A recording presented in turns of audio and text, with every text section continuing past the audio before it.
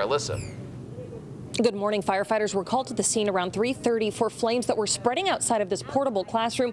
And take a look at that damage. You can see right into the room, see those rows of desks. Here you can see workers with the Elk Grove Unified School District boarding up the classroom. At this point, investigators believe the fire started in this trash can, which at the time was leaning against the building.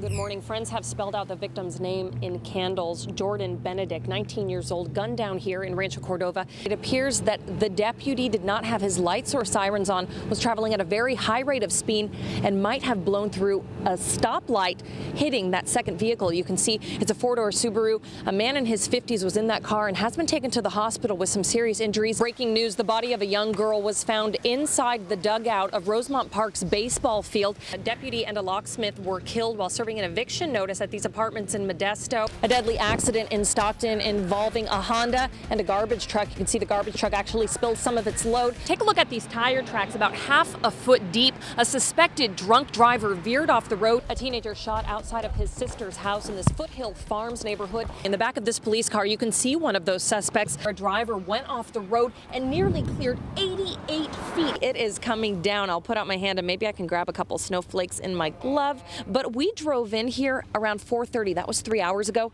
Look at our tire tracks. The snow has almost completely covered them. This right here is a good example of why you want to clear any leaves or debris away from a drain, because it can cause a major backup. I mean, look at this puddle here along Alhambra Boulevard. And I'm going to go ahead and kick some of this around and see if I can help solve the problem. Let's see. The burglar then smashed the glass of the front door from the inside of the business to exit and made his way 2 doors down to Yakety Yak Wireless. The windows of this house are covered by security bars. They're meant to protect the people inside, but in this case did the exact opposite. Look at the hood of our live truck here. A big amount of ice has just formed on the top of it, and I'll brush some of it off. You see all these evidence markers. They follow a trail of blood because the victim actually tried to chase the suspect after he was stabbed.